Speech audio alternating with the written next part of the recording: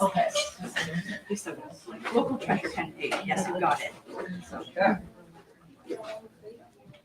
Can everyone hear me? Fantastic. So first, thank you all so very much for joining us. This is Left Bank Books presenting National Book Award-winning author. Oh, excuse me. No. Completely, Did I? completely wrong. Take it. Oh, my God, it's completely wrong. Okay. You said it. Yep, that was Someone wrote it down. That was the draft. All right. Thank you very much. We are incredibly excited to have Amy Spalding in conversation with St. Louis's very own Catherine Bakewell. And if I'm not mistaken, Amy was raised in St. Louis? Yes. Fantastic. Let me start out by saying that tonight's event is made possible because of your support. When you help Left Bank Books or any other independent bookstore, your money is going directly into the local economy, helps keeps our bookstore open, parks free, libraries funded, streets paved, and most importantly, at least for us, booksellers fed. So we thank you very much for being here and for hanging out here with us tonight. I want to thank you all for shopping local and supporting this event, and also thank you to our virtual audience who will be tuning in as well. My name is Danielle King. I'm an assistant manager and the used book buyer here at Left Bank Books. I get the wonderful task of helping our fantastic event coordinator, Shane Mullen, put on the hundreds of author events we do every year with our great team. We are very happy to be doing more in-person events, and we are still producing virtual and hybrid events. So by all means, all friends watching from home, there'll be more of these, don't worry. Make sure to check out our event calendar for more of our upcoming events. I'm personally very excited. We've got TJ Kloon coming in town on Wednesday, and Andy Cohen will be in conversation with Shane on May 6th at the JCC. But for tonight's authors, the main event, as they say. YA superstar Amy Spalding is the author of several novels, including Kissing Ted Callahan and Other Guys, The Summer of Jordi Perez and The Best Burger in Los Angeles, and We Used to Be Friends, which Becky Albertalli called complex, earnest, and unflinching.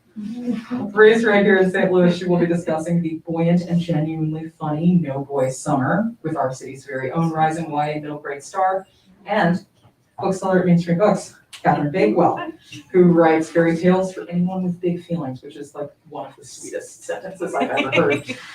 She is the author of middle grade fantasy We Are the Song, which came out last year, and the YA fantasy Flower Heart, which came out this year. So definitely check those out as well. On behalf of Left Bank Books, please help me bring a warm welcome to Amy Spalding and Catherine Bakewell. For you, naturally I would put it over. I'm just gonna talk to test it for a little bit. Yeah. Okay, we're good. We're good. Awesome. Okay. Thank you everyone for coming. It's a Monday, it's only 6 p.m. Feels like a weird time to be at a bookstore. I love it. Thank you for being here. Yes. Thank you for coming back home to St. Louis. So you grew up here? I did. I grew up here. I went to college here. I lived here for a long time. And then I moved to LA. Okay. And in case you haven't read the book yet, so LA it's kind of a character in itself in this story. Do you want to talk a little bit about that? Yeah, all but like one book that's now out of print are set in LA. And I love writing about LA, but because I mostly write teen books, that means I'm writing about like people who grew up in LA because like in general that you just tend to live, not that people don't move, but you know, tends to be people from LA. And there's things about the way you write about a city you already live in that you don't always notice it, things about it that are special or weird or good or bad, they just kind of are. And so I wanted to get to write a book about LA, but was also maybe like from the POV of someone who's like kind of coming to it with a bad attitude about it, who's like, who cares about cities, they're dumb.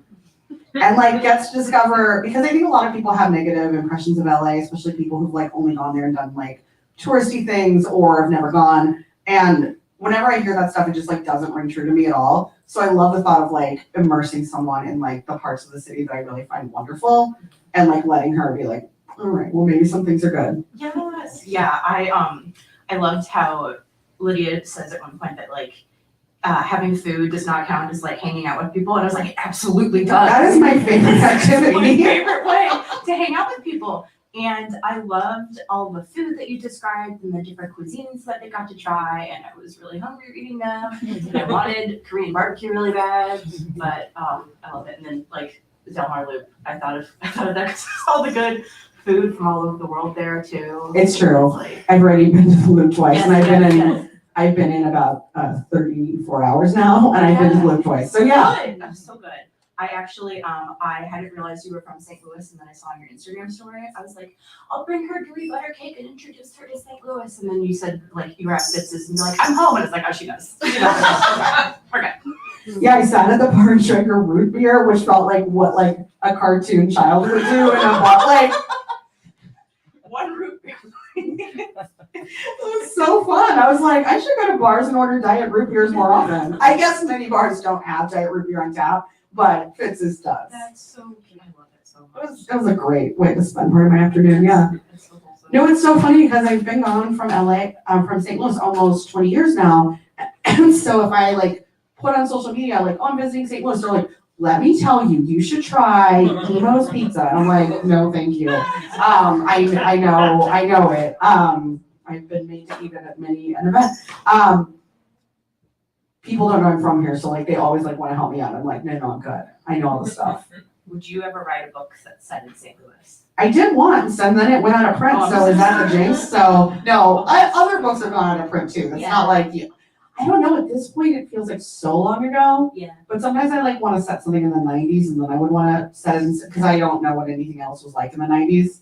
Because this is the only place I was, and we also didn't have the internet then, so like I couldn't have found out. That's called historical fiction now. I know, isn't that depressing?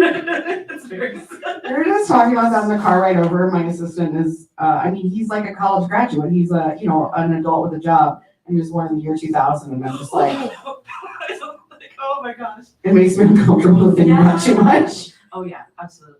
Okay, also, I think we forgot to cover, could you share what this book is about?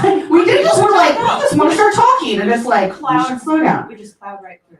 Go. No Boy Summer is my latest YA. It's sort of a romantic comedy. It's also a story about sisters and friendship. It's about Lydia and her sister Penny. They've had so many boy disasters since basically they discovered boys were interesting.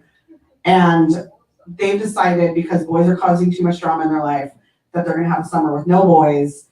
And while their parents are on vacation, they're going to go stay with their cool aunt in Highland Park, which is a very like hipster neighborhood in Los Angeles.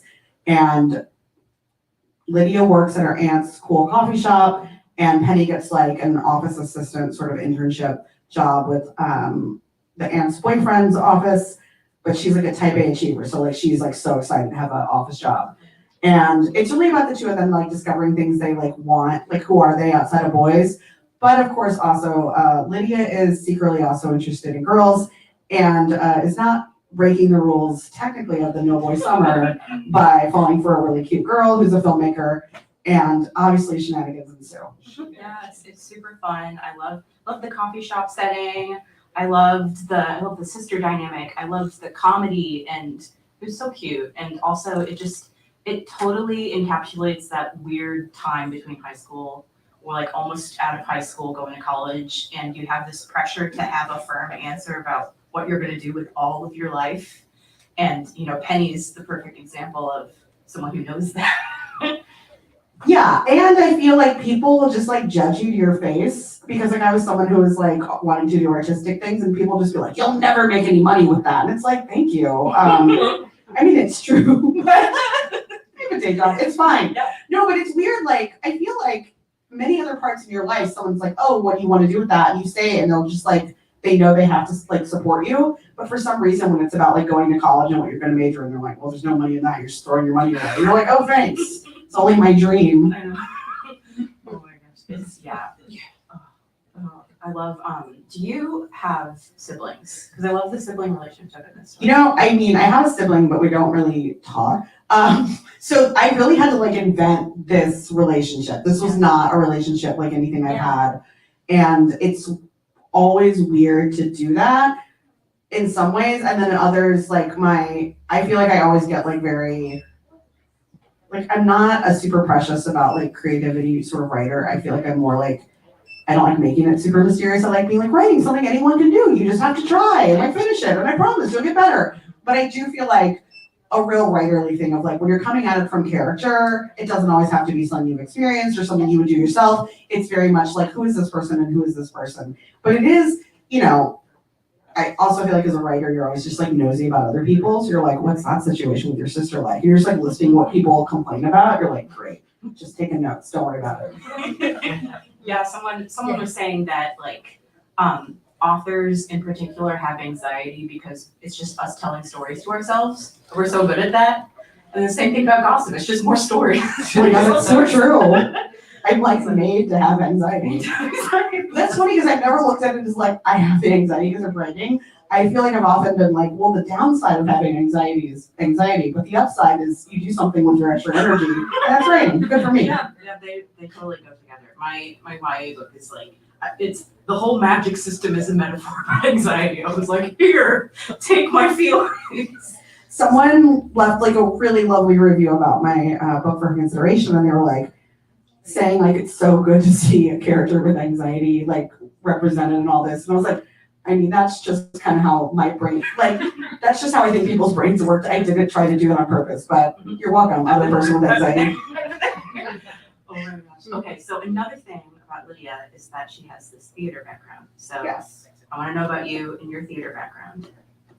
First of all, I just really love theater. I mean, we were discussing things from Cats the Musical via DM That earlier was my today. litmus test for you as a person. Because I took a picture of the T.S. Eliot, like, star on the Walk of Fame here, and like, just to make a Cats reference, which I think even, like, I feel like he would not appreciate that. But I love theater. I love musical theater especially, and it's definitely something when I was younger I was hoping to have maybe a career in, and it's just,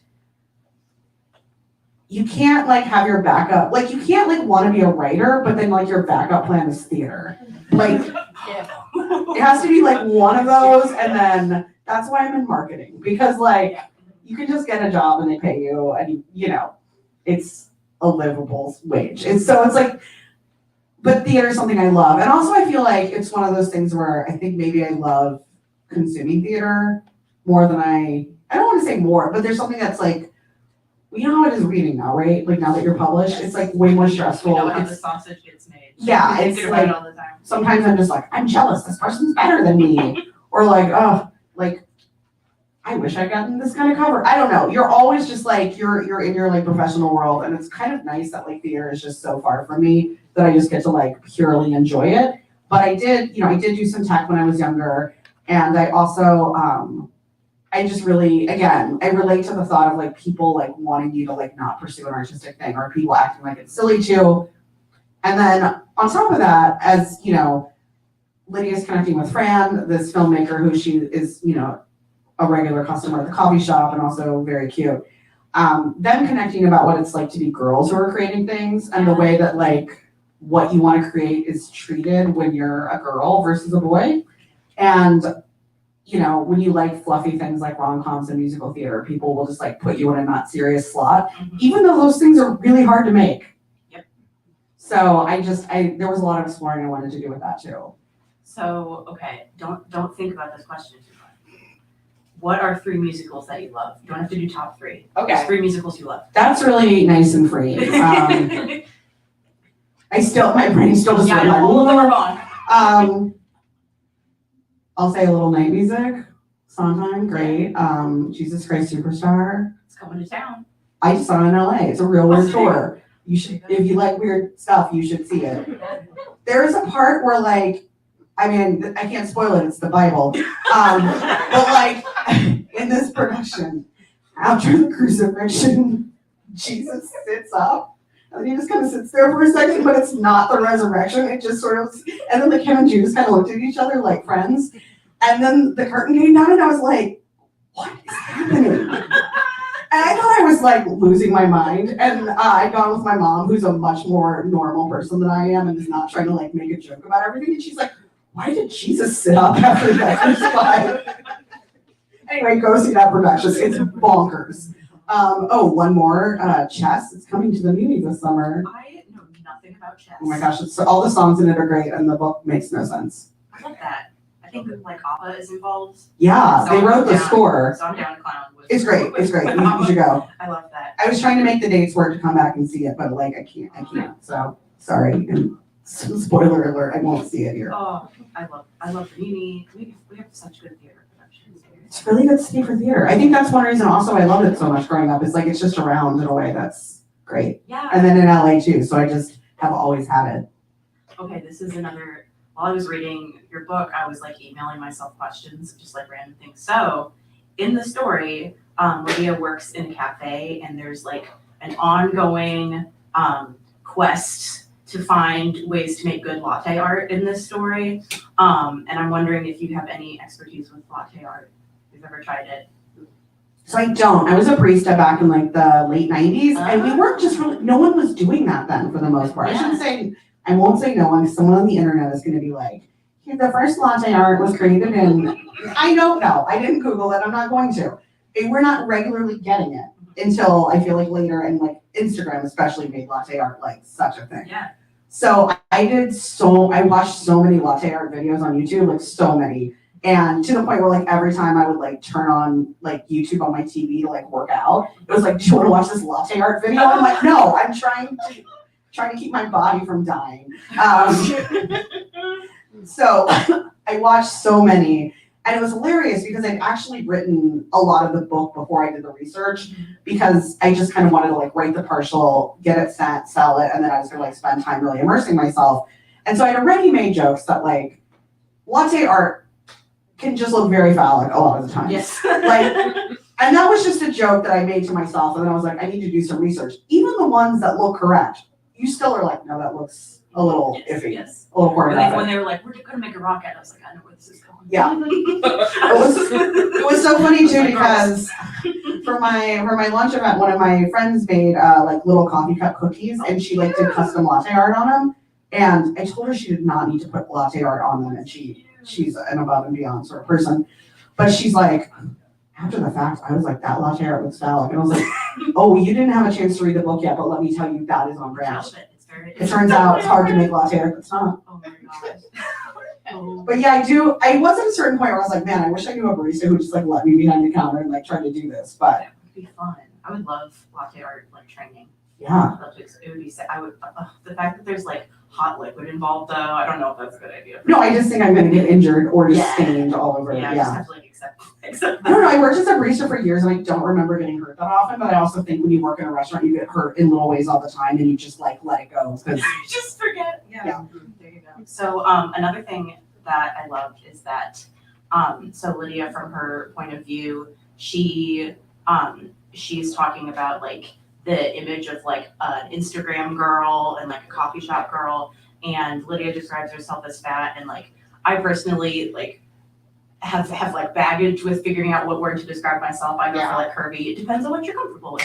So, but like for me, I really related to that though. There's even a line where she talks about like, I am constantly in terror of being in the way of somebody. And I was like, oh my gosh, that's my life. That is so my life. So I feel like that's just like such a real thing, unfortunately. Yeah. And like, especially for people who are like actually fat or actually like plus size, whatever word is comfortable for people. yeah. But I also just like feel like, again, for girls in general, a lot of times like we're just told to not take up space. Yep.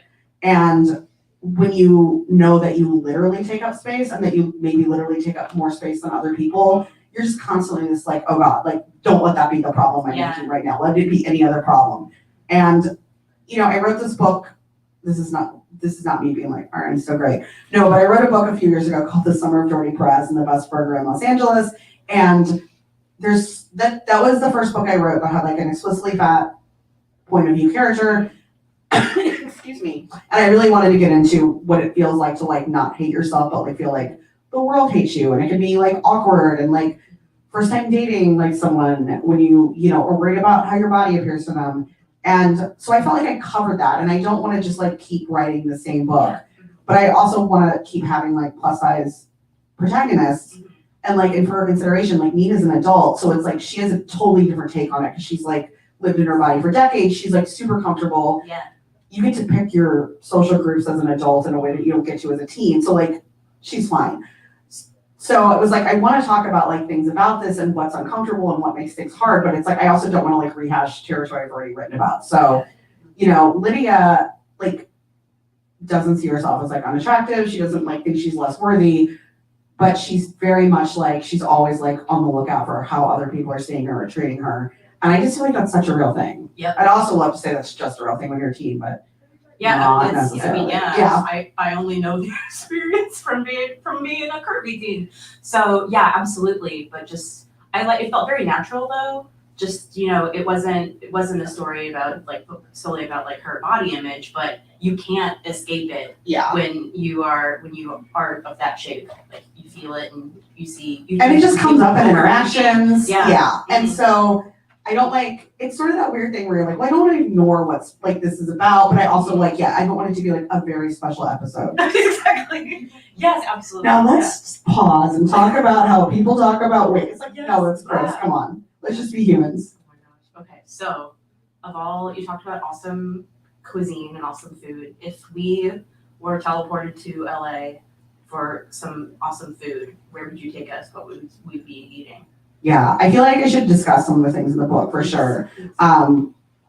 So yeah, the first, because like Lydia also, like being from the suburbs, I just wanted her to be like a real chain restaurant person, which by the way, I love chain restaurants, so there's no shade to them, but like it does maybe limit sometimes what you get to experience.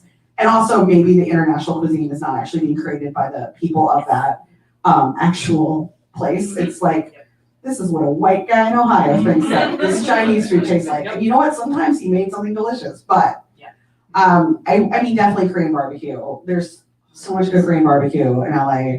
And especially like, there's places where you can like make a reservation and but like, I love just like going into Koreatown and the places that like still have the stoves inside and it's still like the air's all smoky and you leave and your hair smells like meat for hours. It's great. Yes. Oh my gosh. Another place, a lot of the stuff they go to is also like very local to Highland Park, which is actually the next neighborhood over from where I live. And there's a Taiwanese place called Joy that has like all these like, a lot of what they have that's great is just like different small plates of like wontons and, meats on top of like delicious rice with like pickled vegetables.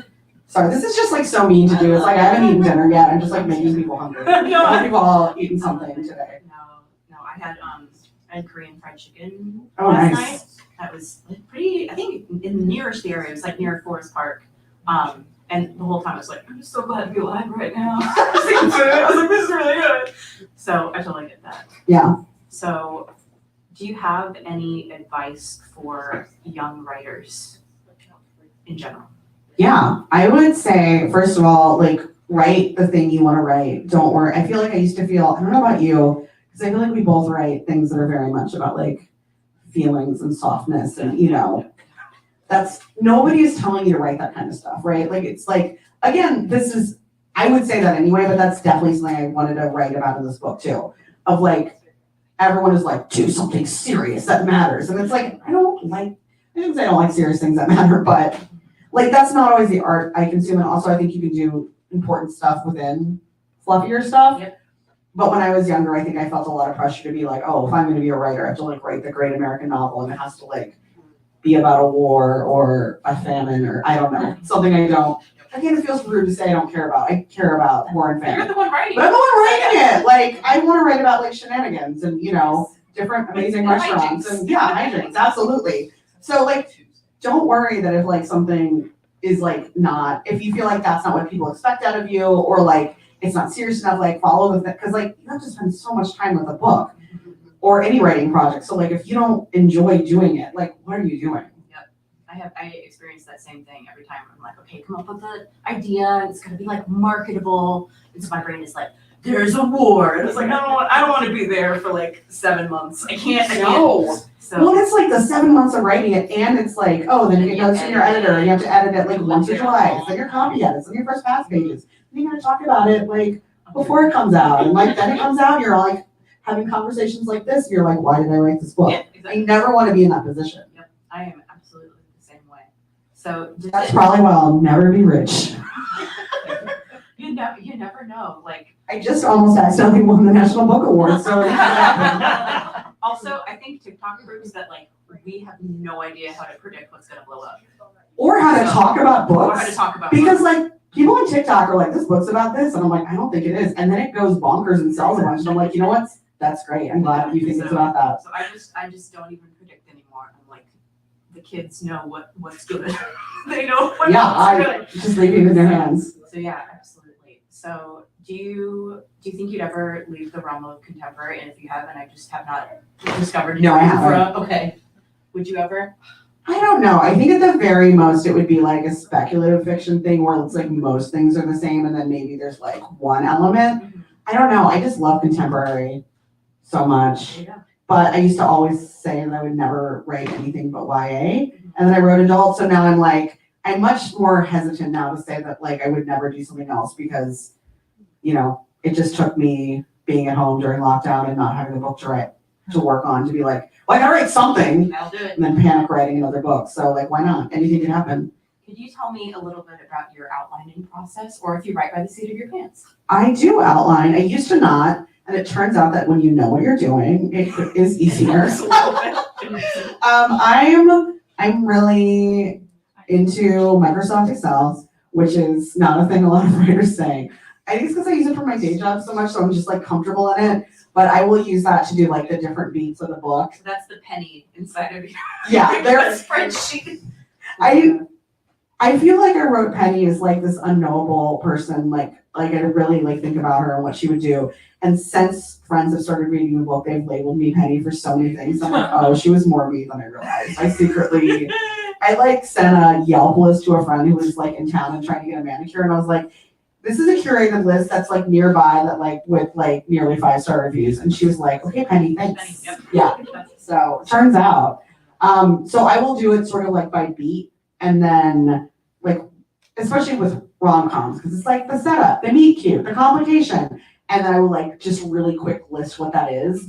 And then I will kind of like let myself start writing a little because I have like a guide. And then I will get into a way more detailed one that I start to break it down by chapter so that I can sort of like, I don't necessarily need to know what like the complication is or the fight's going to be, but I have to know like kind of like when it's going to happen so that I can like start charting out.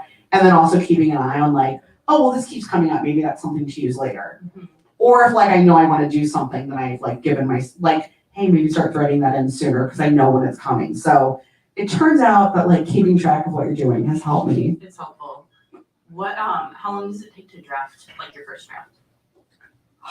I think it's so hard to know because I feel like I never have like a straightforward, just like I've written it. It's very much like, oh, I like futz around. I start thinking about it. I make an outline. I don't really write. I write one chapter. And wait, I want to say it's probably like 4 to 6 months. Yeah. I don't know. Yeah, that's about it. Okay. But of course, that's just like the version that like leaves my computer the first time. And so, okay, how do you deal with the angst of receiving edit letters, receiving criticism in general? How do you process that?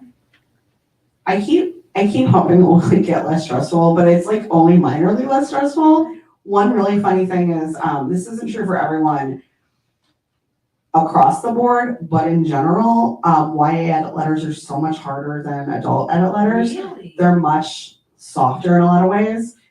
And I'm not sure why that is. I think there's a few reasons, but I also just think it's like just a genre difference because I hadn't gotten my edit letter yet when I'd like gone out with some friends who also had done like YA and adult. They're like, did you get it yet? I was like, no. And they're like, ours was like 4 bullet points and one was like, do you like this font? Oh my gosh. And one was like, could he be 27 instead of 26? Can you explain an edit letter for those not in the inside baseball? Yeah, so when you sell your book, you're like, great, they love what I did. And then they send you a letter that said, here's everything wrong with what you did and sometimes how to fix it and sometimes kind of like a shrug that's like, good luck. Take care of it, yeah. Yeah. So, because my YA editor that I've worked with on 2 books now, she's much more of like a shrug. I don't know, make this work. I can't tell you how to do it.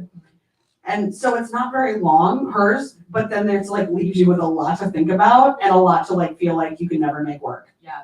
For my middle grade, my first edit letter, like the final bullet point was like, we need to change the way that the war ends in this novel. And I was like, I gotta change the whole thing. I was like, I don't know. I was like, I don't know. What do I do? Yeah, I think in the edit letter for No Boy Summer, she was like, you need to like heighten the emotions throughout the entire book. So you get like this really short letter that you're like, oh, 4 pages. I'm sure it doesn't have that much in it. And then like one is basically like make the emotions better on every page. Yeah. You're like, cool, let me do that. I got an edit once that was like, make the opening more YA. And I like everyone was like, what does this mean? so we found a way, it's all good, but, so I was like, okay, we're bringing the love interest in sooner, we're making everything snappy, emotions are big. The annoying part is they're always right. Yeah, I love the opening of my book is way better. Yeah. I But had a really, really tough editor a few books ago, and she would push me on things that I was like, this is ridiculous, and I think she's wrong, and I would do it. It was so much better every time, and I'm like, it's just really annoying to always be wrong compared to a person.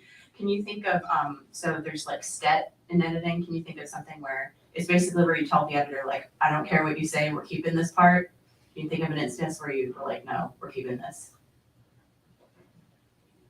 For some reason, I keep, because I think as I was discussing this recently with a friend, in my first book, there are like these like pieces of like journal entries that the character was writing. And so it was like literally being written by like a 16-year-old. And they wanted me to like capitalize like E-mail when I referred to an E. I was like, no 16-year-old writes email like that. It's lowercase one word. And they're like, well, it's not really proper. And I was like, it's somebody's diary. Like, what are you talking about? And we like went back and forth like 5, and they're like, well, I'll let you write email this way if you can still capitalize internet. And it was like, what?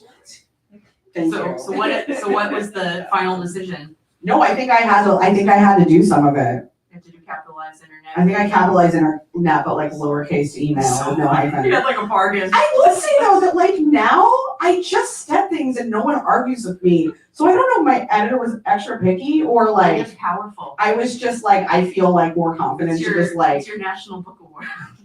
That's your gift for these things. You know, it's so funny that happened because in my my event in LA for consideration, they were reading like my bio that listed like how many places named Summer of Jordi Perez a best book of 2018, but they said the best book of 2018, and they're like named the best book of 2019 by NPR, Kirkus. And I was like, hell yeah, just my book, a YA romance. That's the only one they picked.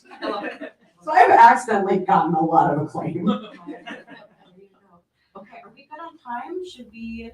I've lost my like. I think we could do like a couple more and then audience. Do you have more? If you don't have more, we can Well, just okay, so I had my cheat sheet. yell at your cheat sheet. I'm like, I'm gonna pull out my cheat sheet because I was like, I'm gonna turn off my phone. It'd be nice, but.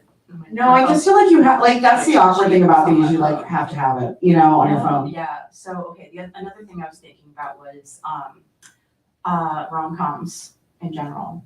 If you have any suggested watching for rom-com fans or kids who are new to the genre as well.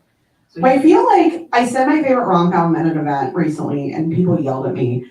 Well, there's two. One is Clueless. No one ever yells at me about Clueless. I love Clueless. I think it's a perfect movie. The movie that people yell at me about is You've Got Mail, because it is about an independent bookstore being put out of business. that's fair. But it's like being put out of business by like Barnes and Noble. Yeah. It's not Amazon. You know what I mean? Like it's not good, but it could be worse. But that probably shouldn't be the romantic hero. I don't know. I have complicated feelings about You've Got Mail because I just love it. And then I'm like, this is a terrible message. Which I also get into, like there's spoiler alert, there's a joke about that in the book. And it's like, is that romantic? Maybe not. I don't know. I also one of the reasons that I wrote this book is I was trying to do a more complicated book because after We Used to Be Friends has 2 timelines, 2 POVs, it's very complicated. And so after I wrote it, I was like exhausted. And I was like, well, you gotta up the stakes. So I was like planning on this complicated book, and it also had to do with the breakup, and it was stressing me out and I wasn't enjoying it. And I was like, what are you doing? Like, you know that like you don't like to push yourself on things that it's like just because you think you have to do something. And so I thought like, well, do the opposite. Do just something that's just like fun and that you like are pulled toward. And I happened to be going to see like on the big screen the 1980s movie Valley Girl, starring Nicolas Cage as a romantic hero with a friend that night. And I was like, this is a perfect teen movie. Like their only obstacle is one lives in Hollywood and one lives in the Valley. And those places without traffic are 15 minutes apart. With traffic, like 40 at most. Like, this is not an insolvable problem. And like their big breakup scene, they just like stare at each other and then cry and then it's over and like nothing has happened. It's a perfect teen movie. It's like exactly how your brains are working then. You're just like full of emotion about like sometimes nothing. And I love that movie so much. And I was sort of like, well, why do you love this movie? And I'm like, Well, because that's it. It's that simple. It's like about something big and dumb, like emotions and like the fake problem of like living 15 minutes apart. Yeah, gosh, the big feelings of YA is why I love it so much. So I was like, well, what's just like the biggest, dumbest thing you can think about that would be fun? And I was like, No Boy Summer, but she falls for a girl. And I was like, great, go home and write that. It's so good. And like that's literally like what gave me the idea. So Yeah. Thank you, Valley Girl. Thanks, Yes. Nick Cage. Yes, and yeah, the fact that, you know, they're holding this pledge so seriously, and Penny's basically like, they joke that she's kind of like acting like it's like a convent, like she's a nun, like she's like, I am refreshing myself, Yeah. I am like restoring. And she's like sort of like keeping herself from enjoyment in other ways too. Yes. She's just like, business. well, how do I can only like baseball if it's for statistics. It's like, what are you talking about? Yeah. You're just like baseball. Mm-hmm. And I love how different they were, and also, so you wrote this tension between them because they're super different personalities, and also, as you talked about, like everyone in the family is very like business and like sustainable career, and Yeah. And Lydia is very artistic and different, and so you wrote this kind of like drifting apart happening with these sisters, and just kind of the cool thing with contemporary is that you get to like microscope in on these relationships. Can you like expound upon that a little bit, the relationships and the friendships and stuff? Yeah, one thing about Lydia so after writing These Two Friends, I just wanted to write a happy book about friendship because it just made me so sad to write a lot of parts of that book. And I was like, I'm not putting myself through that immediately again. And so I love the thought of, I was like, what if I'm writing a book about like when those friendships get formed? And so I love the idea that Lydia was someone, because of her boy drama, was just way more, and I also think it's a thing where it's very acceptable in our society that's like fixated on like romantic relationships are the most important thing. And like that is if you've got that, you don't need to worry about anything else. And those are the relationships you have to work on and maintain. And the rest will just like sort itself out. And that's not really true. You do have to work at your friendships, and they are very valuable, and they are like, I think, can be life sustaining. And so I wanted to write about like figuring that out the first time, and like the power of friendship, and also like even when it's also involving romance, that like, hey, your friends can actually help you through some tough stuff and help you understand. You have like this backup team that's ready to like be there for you. And I love like getting to like write someone learning that and learning like about the power of friendship. But I also think a thing I think about a lot that is for me one of the biggest differences between like being a teen and being like, just like being a teen and being being, you know, a grown up, is when you're younger, anytime someone does something, you assume they're doing it for the same reason you would be doing it. So if Penny's like, oh, a career in the arts, she'll never make money. She's just reciting data she knows. She doesn't think it's rude. Mm-hmm. It's super rude Yes. to say that to your sister who's wanting to do that. But like, at the same time, she really is just sharing information that she thinks is interesting. Whereas like Lydia's like, I would never say that unless I was trying to make someone change their career. So it's also, I wanted to write about that moment in time where you start learning that like, just because someone's doing something differently than you does not mean that like they mean it the way you, like if you had done it. And I think it's like that, I think you start to have more empathy and openness to other people when you're like, we're all just doing our best and figuring things out. And I don't have to take everything to the worst degree if like a person is not actually doing that. That is so perfectly said. It felt like, yeah, the like 17, 18, 19, 20 was just like learning about like the gray area of like relationships and people, and you know, it's not just like this person like meant, you know, wanted to hurt my feelings. Well, she like, said it was for this reason, but if I did that, it'd be for this reason. So Yeah. therefore she's lying. It's like, that is not actually true. Yes, and so there's a lot of like, you know, dialogue of like they shared their feelings with each other. They had conversations, which was so refreshing. I'm so sorry, I just looked over and like the book directly in my sightline through that shelf is Gassy Cassie. Yeah. And it's, now that I've seen it, I can't, it's definitely about a girl who's got some digestion issues. You gotta write about what's fun for you. You know what, that person followed my advice. They followed their dream. It's true. Yes, that's right. Look, I don't have a gallbladder, I've gone through my share of things. Oh my goodness. Okay, so I think we're approaching. Audience questions We have time. five. Okay, we have five. Wait, 5 Oh, 5 before audience questions? Yep. Ooh, So one more thing, maybe. Okay, so, favorite rom-com? You said Yeah, you it's got like me you on got me on the like- list, okay. and Valley Girl. So,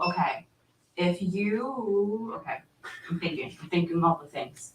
So, this is a very silly question.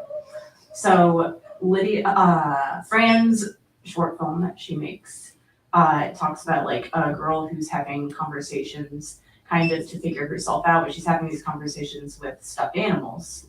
So my question is, did you have a significant stuffed animal growing up? I did. It was a tiger, and for some reason I named it Tiger City. Tiger City! Which, as a child, I was like, that's just a regular name. And as an adult, I'm like, Tiger City? What is happening? And that was like, City was her last name because like the other members of her family also had City in their names. So, Inspired. but it is one of those things like, Picture book. I still, like, my mom got like a little lucite case for Tiger City and put her in there. But you know what stuffed animals look like that have actually been like loved since, like, she's just like a weird orange, you know. Ugh. Okay, this is like another thing that like, this really felt like a cat book because I was like, we've got this like curvy girl who's really artistic and she's figuring herself out and she's also bi and she's like trying to figure that out. And when she was like, she said a line like, I don't have an enamel pin, like I don't know. And I was like, yes, I totally get that. So, and then like the like internalized bi erasure that happens where you're like, well, like I haven't dated someone of a different gender, so like, do I still count? Yeah. So yeah. It's like the level of experience is like not the exact 50% ratio. Yeah. Yeah. So Yeah, I also feel like that's a like one tricky, tricky, but also just like a thing you have to think about more when you're writing YA and you are not Y. you know why? Is like I think there are things that do not change about adolescence and like being a teen, like big feelings and big first and like learning that like people can mean things for different reasons. I think that's universal. I think also that stuff doesn't end when you're a teen. I think it's just like comes out in different ways and in different settings. But I think one thing that's really different is if you're someone who does write queer YA, like I cannot use what things were like when I was in high school at all. Yeah. Like it's not the same at all. And I think even though there's, you know, I don't want to say I think many bi people are like, it's very confusing. Mm-hmm. Yeah. Thank God I saw this meme on Tumblr. And it's like, yeah.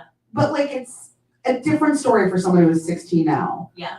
And so I was sort of like, well, what are the complications now if you're figuring that out? Yeah. And I'm like, well, that's because now there's like this fully organized, like, LGBTQ squad who've like gotten all their enamel pins and their like, you know, pronoun buttons. And like, if you are not sure, I feel like that's who you're scared of now, maybe. Like, I don't want to say something if I'm not. You guys feel like you got it all sorted out. No, like I'm 27, I have a baby face, but I'm like, I'm in the weird in between with like millennial or whatever. But yeah, like, I mean, I haven't dated anyone, but I just know like how my heart feels. So I'm just like, I don't know, we'll cross that bridge when we want to talk about it. So, but like, you know, my character Clara too, like she's just like, I have a crush on everyone, like I don't, but she ends up with a boy in the end. And so, you know, some people would be like, well, that doesn't count, but it's like, that's not. I know. Well, I think also like when you're younger, like, well, everyone has a crush on every person. That's what just being a person is. And it turns out that's not true. Yeah, and also like being a teenager is like, I mean, your whole Everything's life. confusing. You get to figure that out your whole life. Yes, I think that's another thing is that I think teens today are really pushed to know a lot, even more than we were. Because like when I like look at like, I don't know, colleagues and stuff, like they're like, well, you know, I have to figure out my kid's extracurriculars for 8th grade so he gets into a good college. And I'm like, first of all, I don't fully think that's true. Yeah. And secondly, could like he just do like, don't play the sport that looks best. Like, can he just play the sport he likes? It makes me sad. And I can't speak about this with too much authority because I am a childless woman who, you know, also has friends who like most of my friends, their kids are very young and not doing this yet. But like, and also I want them to get into good colleges. So I'm also like, well, don't screw it up. Yeah. But it's like, I feel like we just got to screw around more. You were very young compared to me, but I definitely got to screw around more. And I don't feel like many people were that worried about me. And I feel like I still got what I needed to accomplish for the most part. And writing YA, I like to write about like sort of like the adult voices whispering, like, it's okay, don't worry too much. Yeah, I identify with that pressure immensely since high school, and then even in college. I'll be super quick with this, but like I went to the No, this is your event too, you should tell. I actually went to this college as an English major, and I sat down and talked to one of the professors, and she was like, you already know how to write a novel, we can't like teach you anything. I was like, okay, I'm gonna go learn Spanish. That's why I have a marketing degree, because I was like, well, they don't check if you have a degree to write a book if you write a good one. And so I went to like the career counseling service to like, figure out the trajectory of my whole life, because at 19, that's what I was gonna do. And then like 2 minutes in, I started sobbing, and I'm like, I think I need to go to the real counselor. And she shuffles me down the hall, and there's John, my very first therapist. And so, yeah, that was where I got to unpack a lot of that, like the pressure and like the lies of like, you have to have this all figured out. This is like, if you make one mistake, you're done forever.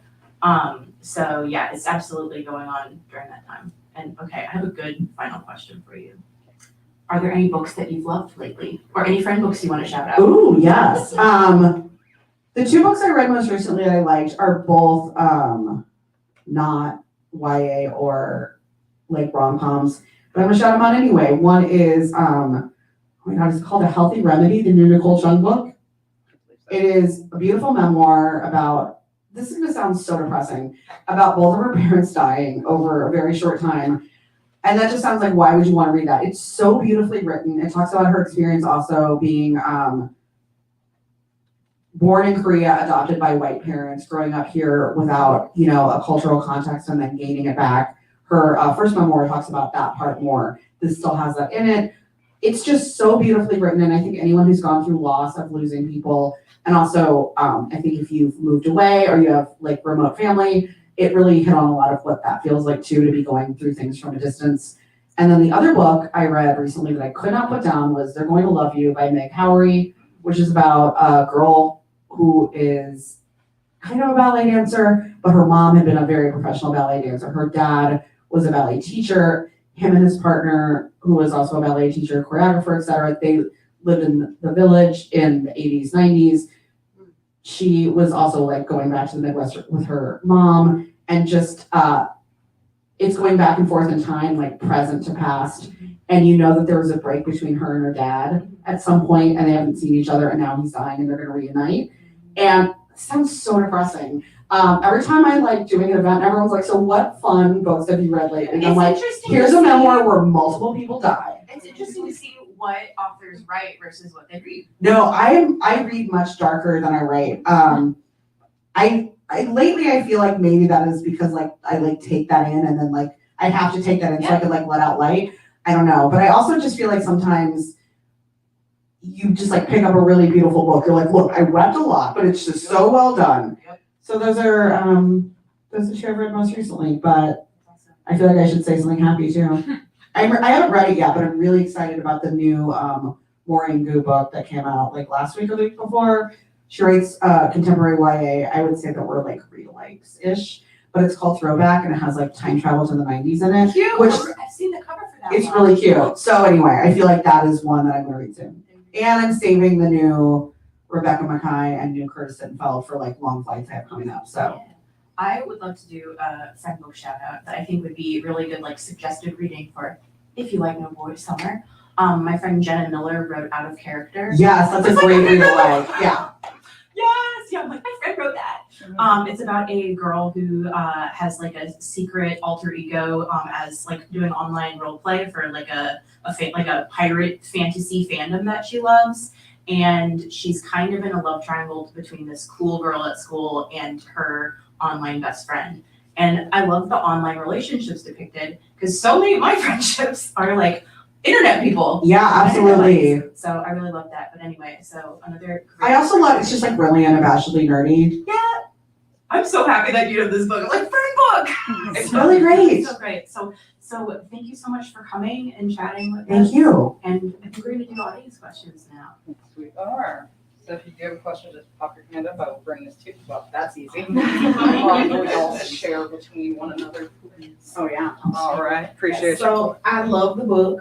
I finished it in like one sitting.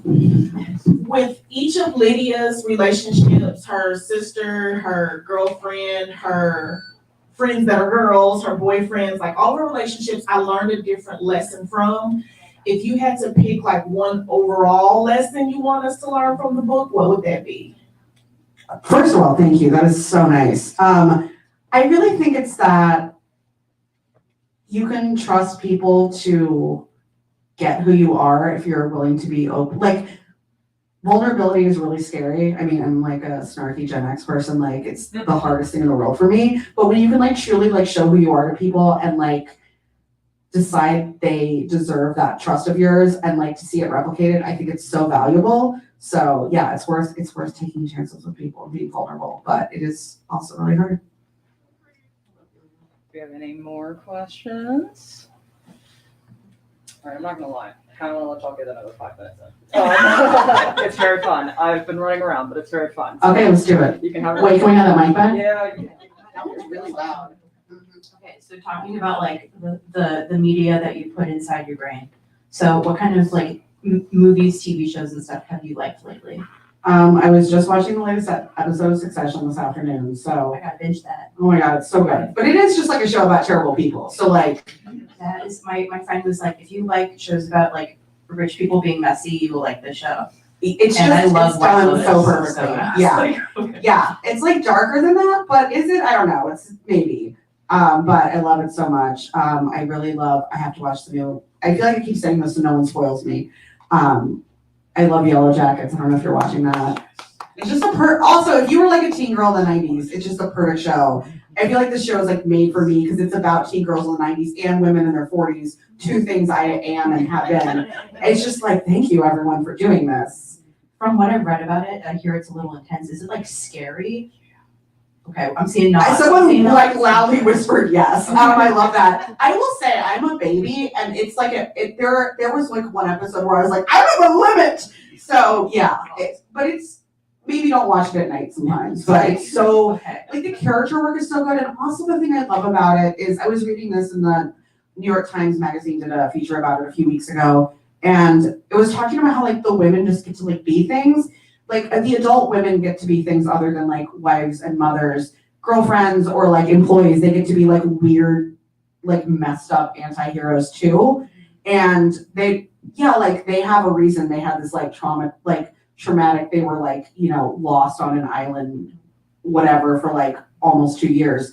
There's a reason they all have PTSD and are like letting out in different ways. But that said, like, the show is also not like, doesn't that make it okay? The show's like, no, these women are messed up. I love it. Like, I just love, like, I still love seeing a show that, like, it's not, like, there's so many of the anti-hero shows that I love, but so many of them are about men. Yeah. Basically, almost all of them. And to, like, get to see a show where, like, the people making the worst choices are all women. And then sometimes the men also make bad choices because every gender should get to make bad choices. That's my belief. It's just so good. So, okay. Forgive me if I totally blanked out and missed this. Did you perform in any theater things? I really didn't because, and it is a regret, sort of. Well, I will just say that when I was growing up, I thought if you like wanted to be like an actor or performer, you had to be like beautiful. And everyone's like, you're beautiful. I'm like, shut up, you know exactly what I mean and don't even come at me with that. You know what I mean? I mean like conventionally could get into, like you walk into Hollywood and they're like, come in this room. Yes. For me, they were like, yes, you can have an office job. That's not what they're saying to these people. So I just didn't try. And so like, then I did some like improv and stuff in like my 30s. And I wish I had like learned earlier that if you're like trying and okay at things, like you can do more performing than you think. Yeah. So, but it's not like a huge regret because I also like wrote a bunch and did other fun stuff. So I'm like, I'm fine. So if I could wave a wand and there's like no restrictions or anything, and you get to star in any role in any show, play or musical, and like they'll put on a whole production, there's no limits, what show would you love to be in? Oh my gosh, there's just so many. Wait, like does the magic wand mean I could like also dance very well? Yes. Like Yeah. could I be Skibbleshanks for real like Oh that? my gosh, that's what. Yes. When I messaged her today, 'cause she showed the picture of T.S. Eliot and cats, and I was like, okay, so who's your favorite cat? And in my heart, there's one answer. And I was like, okay, let's see. And you said Mistopheles and Skimbleshanks. Which are the right? Which are the right? What if I said something that really upset you and then we had to do this event together? We'd have to And you're have just like a, we would have like a debate about which cat is best. and y'all are like, we did not come for this and we'd like you to stop. I could go into like a TED talk about cats. Me too. It's like, I don't have this posted on the internet because you shouldn't put your license plates on the internet, but I do have vanity plates that say Cats 19 because that's the year that bad movie came. Also amazing. I've seen that movie like 8 came out. times. Yeah. Just And we always refer to it as Cats 2019. Cats 2019. That was the last movie I saw in theaters before COVID. Me too, and I think sometimes that's what It caused was it. the curse. Yeah, I tried to get more clever license plates and they were all taken. And as a joke, I typed Cats 19 and it took it. And I was like, yeah. And then it took 6 months to get the plates. And I will say when they came in the mail, I was like, oh God. That brings me such joy. Did you get to go to like a rowdy screening? Since I we had had, gone like, to a rowdy screening at Alamo, yeah. joy. Yeah, I don't think we have as robust a ironic cats 2019 community. Maybe you can help build it. Maybe Oh my that's one of gosh. your It is, things in life. it is so bad, but you can't look away. So perfect. You though, yeah. can't look away. And Skimbleshanks is doing his best. He's one of the only he's- actually good parts in He's that movie. holding the show yeah. together. He's the railway cat and he cat dances, just so you know. It's the whole it's bananas, but he is carrying the show on his back. Yep. Anyway, that was my cat's TED talk. Yes. Perfect way to wrap this up. Excellent, excellent. All right, thank you all for being here. If you don't already have your book, by all means, please go grab it at the front. In a couple of minutes, we will start doing some signing, okay? Thanks y'all for coming. Appreciate it. Thank you. Thank you for your wonderful office.